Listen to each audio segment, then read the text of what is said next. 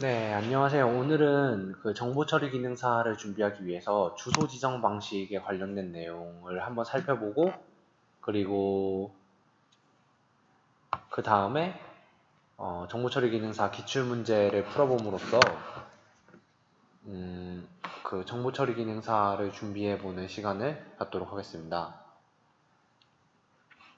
일단 주소 지정 방식에 대해서 좀 알아볼게요. 지금 여기 보시면 알 수 있듯이 먼저 하나씩 내용을 좀 살펴볼게요. 명령어라는 게 있는데 이건 instruction이라고 부르게 됩니다. instruction이라는 것은 한마디로 컴퓨터에서 실행해야 되는 명령어라고 하면 결국 같은 얘기인데 컴퓨터에서 실행하는 어떤 코드라고 생각하시면 됩니다. 컴퓨터에서 어떤 명령어를 실행할지 기계어로 표현이 되어 있는 것입니다. 기계어로 1대1과 매칭이 되는 거죠.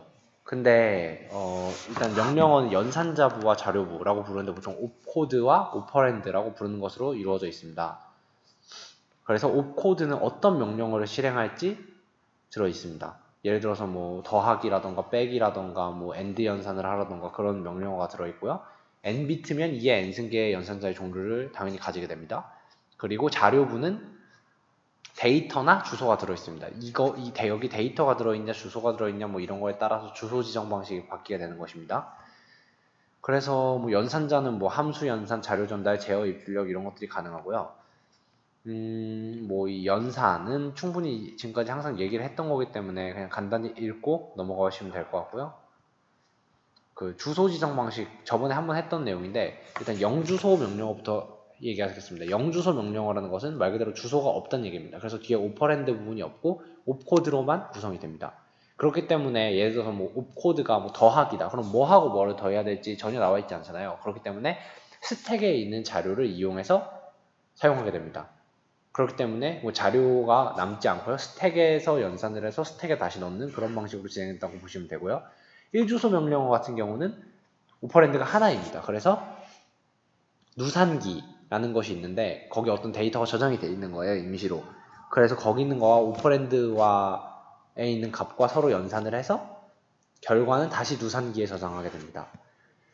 그리고 그 다음에 2주소 명령어인데 이것은 오퍼랜드가 두 개가 있기 때문에 2주소 명령어입니다. 이거는 오퍼랜드 1과 2를 계산을 해서 1에 기록을 하게 됩니다. 그래서 여기서 가장 중요한 특징은 그 데이터가 파괴가 된다는 거죠. 오퍼랜드 1이. 그 1주소 명령어는 아니고 0주소 명령어도 아니고 3주소 명령어도 있다 보시면 아닌데 2주소 명령어만 데이터가 파괴가 됩니다. 그러니까 오퍼랜드 1의 값이 바뀌어버리는 거죠. 3주소 명령어 같은 경우는 2와 3를 연산을 해서 1에 저장한다고 보시면 됩니다. 이렇게 하면 프로그램의 길이는 당연히 짧아지겠죠. 왜냐면 한 번에 많은 연산을 해주니까. 근데 기억 장소에 여러 개 접근해야 되기 때문에 수행 시간은 길어지는 단점이 있다고 볼 수 있는데 이런 건 그냥 간단히 알아두시면 되고요. 3주소 명령어는 당연히 다 보존됩니다. 1은 그냥 원래 없던 값이 들어가는 거니까 상관없고 2, 3가 보존이 되는데 2주소 명령어만 데이터가 파괴가 된다라는 걸 꼭 기억하시고요. 주소 지정 방식 같은 경우는 지금 네 가지를 보실 수가 있어요. 묵시적 주소 지정 방식, 즉시 주소 지정 방식, 직접 주소 지정 방식, 간접 주소 지정 방식. 근데 이거를 영어로도 아셔야 돼요. 왜냐면 영어로 나오기도 하거든요, 문제가. 그러니까 일단 묵시적 주소 지정 방식 같은 경우에는 주소가 뒤에 없는 거를 얘기하고 있어요, 지금 여기서. 왜냐하면 영주소 명령어에 사용된다고 했잖아요. 그러니까 그냥 스택에 데이터가 들어있는 거예요. 뭐 데이터든 주소든. 그래서 묵시적인 주소 지정 방식이라고 하고 implied addressing mode라고 합니다. implied가 묵시적인 그런 뜻이거든요. 암시적인. 그리고 즉시 주소 지정 방식. 이거는 오퍼랜드부의 데이터를 기억하게 됩니다. 그렇기 때문에 메모리를 참조할 필요가 없어요. 0번이에요. 왜냐하면은 그냥 레지스터에 직접 들어있는 거예요, 데이터가. 그렇기 때문에 실행 속도가 가장 빠를 수밖에 없고요. 이거 되게 중요해요. 즉시 주소 immediate addressing mode가 즉시 주소 지정 방식이 실행 속도가 가장 빠르다. 이건 꼭 기억하셔야 되고요. 직접 주소 지정 방식이라고 있는데 이거는 명령어의 주소 부분으로 가면 거기 데이터가 있는 거예요. 그리고 간접 주소 지정 방식이라는 건 뭐냐? 명령어가 있는데 그 주소를 따라서 갔는데 거기에도 또 주소가 있는 거예요. 이거를 그림으로 좀 간단하게 그려서 설명을 해드릴게요.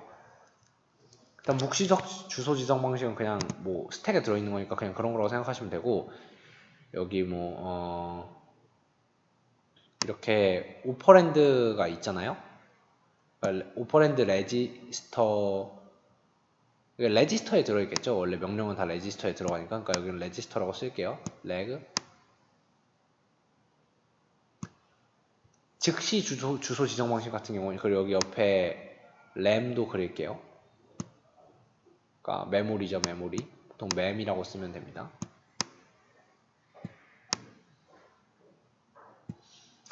즉시 주소 지정 방식은 여기에 데이터가 이렇게 들어있는 거예요. 이걸 그냥 간단하게 데이터라고 쓰겠습니다. 데이터. 이게 즉시 주소 지정 방식입니다. 메모리에 참조할 필요가 없어요. 그냥 여기서 갖다 쓰면 되는 거고요. 그리고 직접 주소 지정 방식은 여기에 주소가 들어있어요. 주소니까 어드레스니까 A라고 쓸게요. 그럼 이 주소가 어떤 역할을 하냐? 이 메모리의 어딘가를 가리키고 있는 거예요. 어떤 한 부분을. 그럼 여기를 참조를 하면 읽을 수 있는 거죠. 근데 당연히 레지스터보다 메모리가 느리기 때문에 여기에 데이터가 있는 건데, 그렇기 때문에 이거는 좀 더 느리죠. 그리고 그 다음이 램이 지워졌네요. 그 다음이 간접 주소 지정 방식인데, 이거는 여기 어드레스가 있어요. 근데 그래서 이게 메모리의 한 부분을 가리켜요. 근데 여기도 어드레스가 있어요. 그래서 이게 또 한 부분을 가리켜서 그 다른 데에 데이터가 존재하는 그런 게 간접 주소 지정 방식이라고 할 수 있습니다. 그리고 계산에 의한 주소 지정 방식도 있는데, 이건 그냥 간단한데, 절대 주소 지정 방식은 그냥 절대 주소로 주소를 지정하면 절대 주소 지정 방식이고요. 상대 주소 지정 방식은 유효 주소, 실제 주소가 명령어 주소 플러스 프로그램 카운터. 그러니까 내 위치에서부터 얼마나 떨어졌냐를 얘기하고 싶다는 거죠. 베이스 레지스터 주소 방식은 베이스 레지스터에서 얼마나 떨어졌냐, 인덱스 레지스터 주소 방식은 인덱스 레지스터에서 얼마나 떨어졌냐를 생각하시면 되고요. 뭐 주소 설계 시의 고려사항 이런 가지가 있는데, 꼭 기억하셔야 되는 거는 그 계산에 의한 주소 지정 방식보다도 접근에 의한 주소 지정 방식을 꼭 기억하셔야 되고, 이 네 가지를. 그리고 여기에서 2번 즉시 주소 지정 방식 Immediate Addressing Mode가 속도가 가장 빠르다라는 걸 꼭 기억을 하셔야 됩니다. 그리고 그 다음으로는 직접 주소 지정 방식이 빠를 거고, 그 다음에 간접 주소 지정 방식이 제일 느리겠죠. 그리고 아까 이주소 명령어에서 데이터 파괴된다는 거 꼭 기억하셔야 되고요. 그리고 옵코드하고 오퍼랜드로 구성된다라는 거 꼭 기억하셔야 됩니다. 이게 문제에 나오기 때문에. 일단 여기까지 하고 이제 문제를 풀어보도록 하겠습니다. 죄송합니다. 이거 좀 끌게요.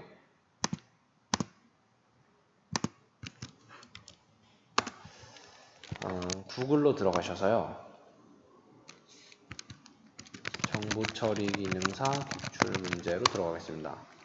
그래서 답이 문제은행을 참고하도록 하겠습니다. 여기서 2011년 4회를 풀어볼게요. 일단 여기서 멈추시고, 이게 아마 꽤 걸릴 거예요. 한 30분에서 1시간 이상 걸릴 건데 쭉 다 풀어보세요. 끝까지 1, 2, 3, 4 과목 이거를 끝까지 풀어보시고 다시 진행해 주시기 바랍니다. 네, 잠깐 멈췄다가 문제를 풀어주세요. 네, 다 푸셨나요? 이제 한번 같이 풀어보도록 할게요. 한 문제씩 풀까요? 한 문제씩 풀기? 푸셨으니까 채점을 해보고 틀린 문제 위주로만 보시면 될 것 같아요. 근데 뭐 맞는 문제도 잘 모르면 설명을 들으셔도 좋고요. 일단 이거 뭐 당연히 프로그램 카운터겠죠? 저는 그냥 안 풀고 그냥 이렇게 설명만 하고 지나갈게요. 그리고 다음 문제 답을 보면 스택은 항상 말했듯이 푸시팝입니다. 그리고 좀 더 설명을 하면 그럼 앞에도 좀 더 설명을 할게요. 프로그램 카운터라는 게 그러니까 내가 현재 어떤 코드를 수행을 하고 있는데 그 다음에 실행할 명령어의 위치를 가리키는 게 프로그램 카운터입니다. 이거를 그림으로 좀 간단히 설명을 해보면은 예를 들어서 명령어가 사실 메모리에 저장이 돼 있는 거예요. 그러니까 예를 들어서 이렇게 메모리가 있는데 메모리가 있겠죠? 근데 지금 어떤 코드 부분에서 내가 어떤 이런 코드를 읽고 있어요. 이 코드를 그 인스트럭션 레지스터에 가져와서 읽는단 말이에요. 그러니까 여기까지 읽었어요. 그러면 그 다음에 읽어야 되는 코드가 있을 거 아니에요. 코드는 순차적으로 진행이 되니까 그거를 PC가 가리키고 있는 거예요. 내가 다음에 읽어야 될 애를. 그렇기 때문에 PC가 가리키고 있는 데이터를 그 인스트럭션 레지스터로 불러오게 되는 거죠. 컴퓨터에서. 그렇게 생각하시면 되고요. 인스트럭션 레지스터는 현재 내가 실행해야 되는 명령어가 들어있다고 생각하시면 되고요. 스택에서 푸시팝은 스택은 옛날에도 얘기했듯이 먼저 들어온 데이터가 제일 늦게 나가는 구조예요. 그러니까 나중에 들어온 데이터가 제일 먼저 나가요. 그래서 푸시를 하면 데이터가 쭉 들어와서 팝을 하면 데이터가 쭉 나가게 됩니다. 그 정도만 기억하시면 되고요. 이거는 결과를 보시면 알겠지만 답은 직접 주기가 될 수밖에 없어요. 이게 일반적으로 fetch, decode, execute라고 생각하시면 되는데 네, 그렇게 생각하시면 되기 때문에 직접 주기가 답이 되게 되고 옛날에도 얘기했듯이 그리고 전가산기는 이거 좀 잘 기억을 하셔야 되는데 전가산기 이거 만드는 게 뭐냐면은 결과를 보시면 알겠지만 3번 반가산기 두 개와 월게이트 이게 구성하는 거는 사실 좀 어렵고 그냥 이 답 자체를 기억하시는 게 더 좋을 것 같아요. 반가산기 두 개와 월게이트 하나로 구성된다.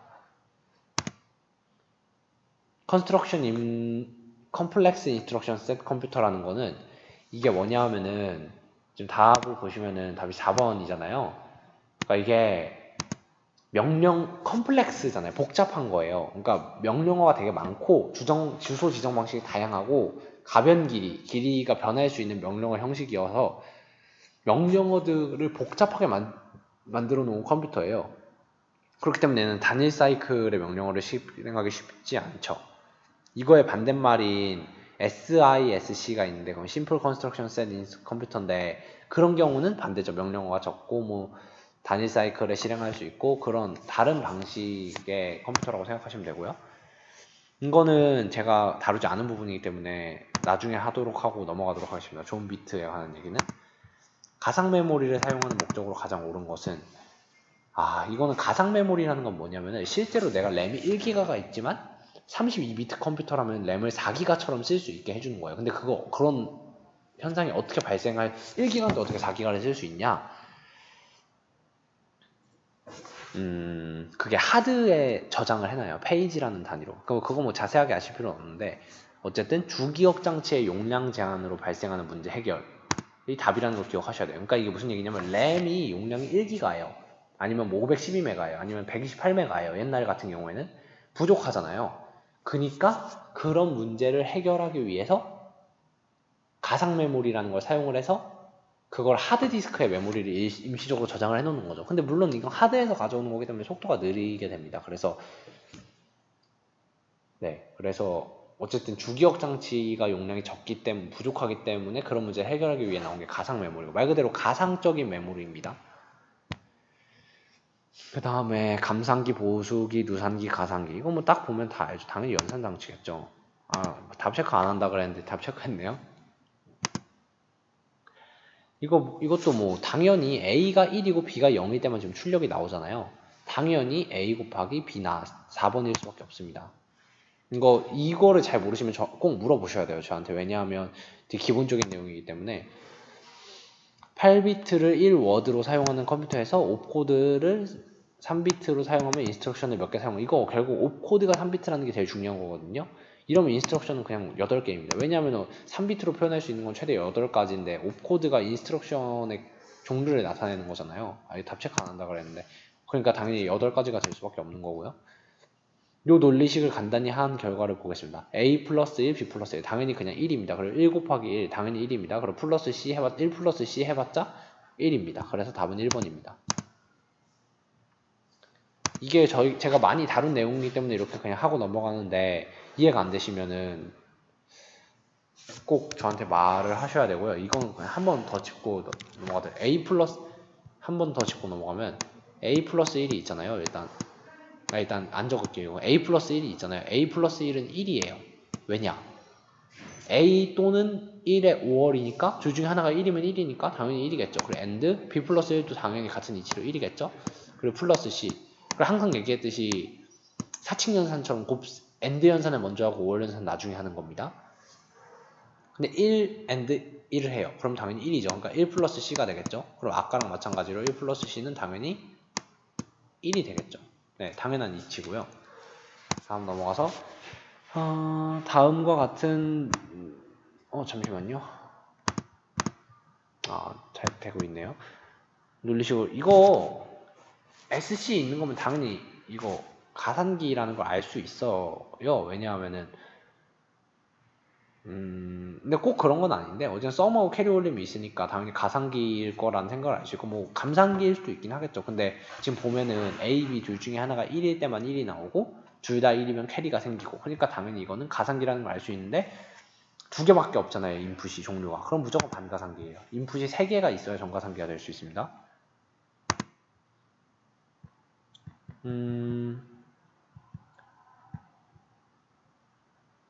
이거는 이거 아까 얘기했던 건데 지금 답을 보시면 약식 주소, 그러니까 약간 약식 주소라고 나와 있진 않는 게 좀 다양하게 표현할 수 있는데 약식 주소라는 걸 뭐라고 생각하시면 되냐면은 아까처럼 그 계산 방식에서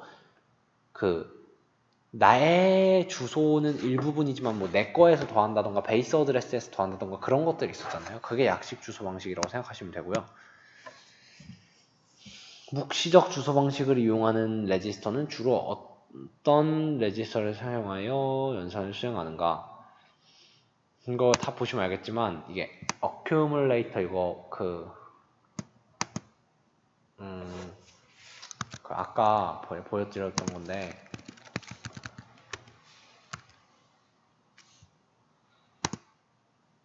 네, 이거죠. accumulator.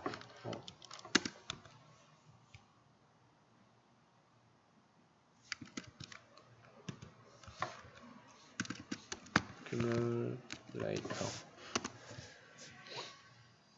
그러니까 이게 스택을 이용해서 할 수도 있긴 한데요.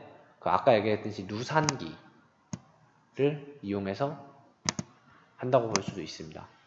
그렇기 때문에 묵시적 주소 지정 방식에서는 AC를 이용해서 한다고 보시면 되고요.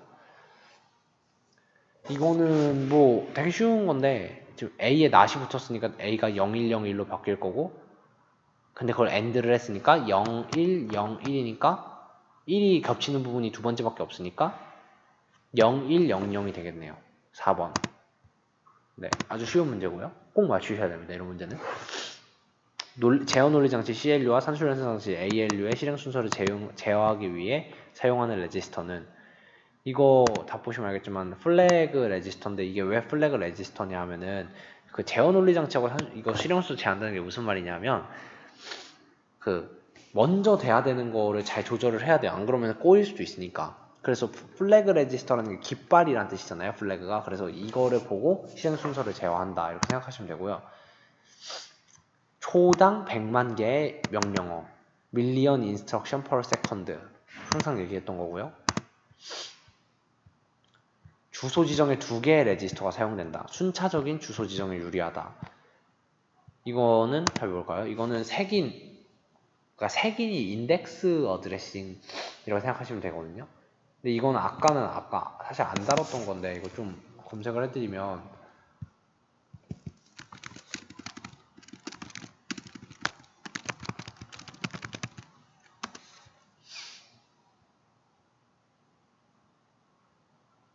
인덱스 어드레싱인데 이게 한마디로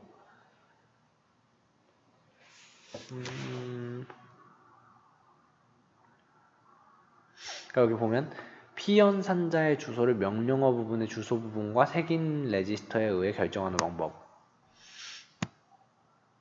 그러니까 이거는 뭐 자세하게 아실 필요는 없는데 그냥 두 개의 레지스터가 이용되고 순차적인 주소 지정에 유리하다라는 거는 인덱스 어드레싱이라고 알고 계시면 됩니다. 이거 뭐 당연히 마이크로 프로세서죠. 이거 옛날에도 얘기했었는데 그 RS 플립플롭이 발전한 형태가 JK입니다. RS는 둘 다 1인 거는 허용되지 않습니다.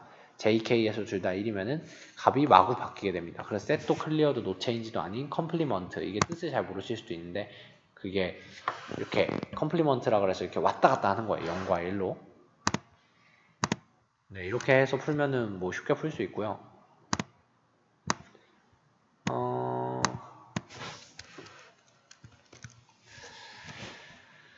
이제 여기로 한번 풀어볼게요. 과목 2. 여기도 우리가 지금 중점적으로 구분한 건데 distinct, 이거 엄청 자주 나오는 문제인데 당연히 중복되지 않게 검색하는 것입니다. 스프레드시트에서 맞는 자료만 추출하는 것. 당연히 이거 상식적으로 생각해도 필터라는 걸 알 수 있죠. 왜냐면 필터라는 게 거른다 그런 뜻이잖아요. 그리고 23번 관계 데이터베이스에서 하나의 애트리뷰트가 취할 수 있는, 이거 되게 한 번 더 설명해 드려야 되는데 지금 답이 도메인이잖아요. 이게 그 관계를 제 생각으로 애트리뷰트가 뭔지, 속성이 뭔지, 도메인이 뭔지 그거를 그 다음에 한 번 더 설명해 드릴게요. 책을 보고. 이거는 여기서 그려드리긴 너무 복잡하고. DLC의 사용자에게 조작에 대한 권한을 부여하는 명령어. 이거 좀 어려운데 이게 그랜트가 주다 수여하다라는 뜻이거든요. 그러니까 이게 DLC가 있고 DDL이 있고 이렇게 여러 가지가, 세 가지가 있는데 이거는 책을 보고 한 번 더 그 부분을 혼자 정리하시는 게 훨씬 더 효율적이고요. 이거 한번 읽어보도록 하시고요. 프레젠테이션의 화면 전체를 전환하는 것은 당연히 슬라이드를 말합니다. 그리고 이거 설계 단계 항상 기억하셔야 되는데요. 당연히 상식적으로도 개념, 논리, 물리라는 걸 알 수 있는데 그래도 외우셔야죠. 개념적 설계, 논리적 설계, 물리적 설계 순서로 간다. 정보 부재를 명시적으로 표현하기 위해 사용되는 특수한 데이터 값.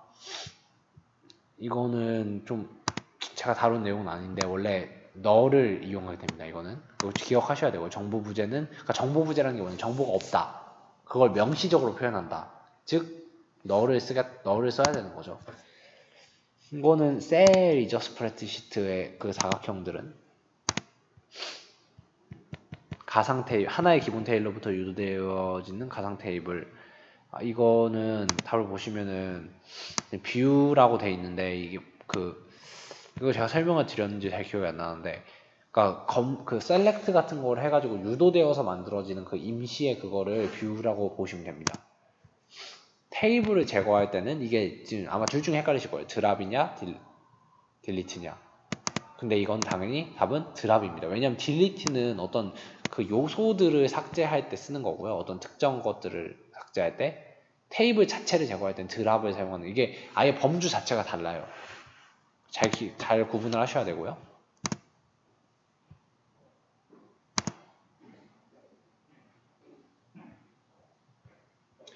유닉스, 이거 그냥 이거 보면서 외우세요. 이거는 유닉스에서 파일 삭제할 때 RM입니다. LS는 어떤 파일이 있는지 보는 거고요. 거기에 CP는 카피의 약자입니다. PWD는 뭐 거의 안 나온다고 보시면 되고요. 영어 문제는 아마 풀기 좀 어려우실 것 같은데 그냥 한번 풀어만 드릴게요. Most of the particle deadlock handling techniques fall into one of those three categories, which are called deadlock detection. 이거는 프리벤션이 답인데, 이거 뭐 데드락이라는 게 뭐냐면 교착 상태라 그래서 꼬인 거예요. 프로그램이 서로 그 리소스, 즉 어떤 그 공간을 어떤 저장할 공간을 원하는데 서로 꼬여가지고 진행이 안 되는 거예요. 뱀이 꼬리가 꼬리를 문 것처럼. 그래서 이거를 회피할 수 있는, 해결할 수 있는 방법 세 가지가 있는데, 데드락 어보이던스, 회피하고 데드락 디텍션, 데드락을 찾는 거, 그리고 데드락 프리벤션, 아예 애초에 막는 것입니다. 뭐 그래서 이렇게 세 가지. 근데 이거는 뭐 이런 문제는 그냥 틀리시는 게 낫고요. 이거는 보스 얘기라서 요즘 안 나올 것 같긴 한데 CL 저도 이런 건 사실 정확하게 알고 있는 내용은 아닌데 CLS가 답이고요. 이건 그냥 상식적인 거죠. 윈도우 98 시작 버튼 위에서 마우스 오른쪽 버튼을 눌렀지 않으면 한번 해볼까요? 시작 버튼 오른쪽 누르면 아 이거 지금 제 거 윈도우가 달라가지고 근데 여전히 근데 이거 당연히 네, 설정이 안 뜨겠죠. 시작 버튼 위에서 하면 알 수 있습니다. 해보시면 유닉스의 세 부분 다 보시면 블락이 답인데 커널과 쉘은 아마 많이 들어보셔요. 유틸리티도 한 부분이라고 할 수 있습니다. 그리고 블락이 답이고요.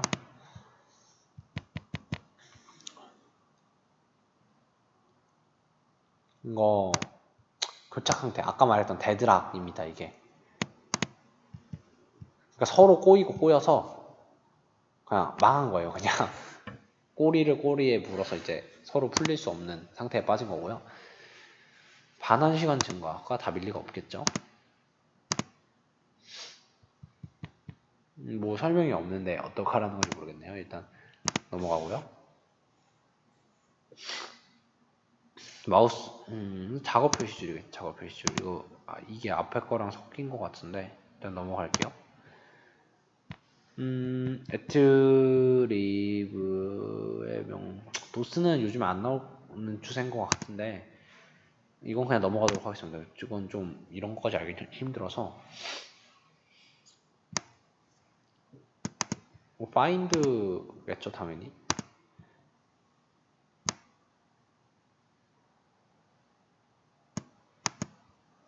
이거는 네, 멀티미디어에서 하게 되는데요.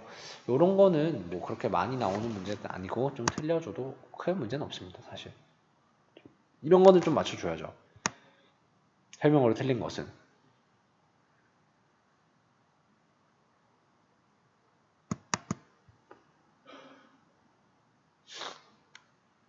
답은 네 2번입니다. 왜냐? 공백을 포함할 수 없다. 아닙니다. 공백을 포함할 수 있습니다. 뭐 지금 제 폴더만 보셔도 뭘 볼까요? 뭐 연도별 들어가려는 게 아니라 당연히 띄어쓰기가 있어도 상관없습니다. 윈도우 98에서도 당연히 그렇고요. 디스크 조각 모음에 관한 설명으로 틀린 것은 근데 이거 잘 보셔야 돼요. 틀린 거를 고르냐 맞는 거를 고르냐 항상 잘 보셔야 되고요. 달라지겠죠 당연히. 향상되겠죠. 파일 정리하는 거겠죠. CD-롬 드라이브 및 네트워크 드라이브에서 이건 아니라고 봐야죠. 하드웨어에서 하는 거고요. 이거 저번 얼마 전에 풀어보셨는데 이거 답 ET입니다. 이게 VI가 제일 유명한데 EDEX도 있다는 것을 기억하시고요. 이건 좀 약간 일단 3번이 딱 봐도 틀렸죠. 왜냐면 유닉스 명령어에 RM이 있는 건데 이러면 안 되고요. 실행 상태의 프로세스가 종료되기 전에 입출력이나 기타 다른 작업을 필요로 할 경우 CPU를 반납하고 작업 완료를 기다리기 위해 대기 상태로 전환되는 것을 무엇이라고 하는가? 이거는 당연히 블록. 이건 좀 어려운 내용인데 사실 나중에 OS를 다룰 때 한 번 더 설명드리도록 하겠습니다. 유닉스에 대한 설명으로 옳지 않은 것은 파일 시스템의 배열이 선형적 구조로 되어 있을 리가 없죠. 이거 트리 형태로 되어 있겠지 당연히. 나머지는 다 맞고요. 결과를 보면 3번이 답인 걸 볼 수 있고요. 이거는 뭐 그냥 답을 보고 넘어가도록 하겠습니다. CD가 원래 특정 디렉토리로 이동하는 명령어입니다. 유닉스, 도스 마찬가지입니다. 그럼 도스 얘기는 너무 많이 아실 필요 없고요. 그냥 이게 옳지 않다라는 거 정도만 보고 넘어가 주세요. 세 과목 끝났고 이거 네 번째 과목 이거는 조금 딱 다룰 만한 내용이 아닌데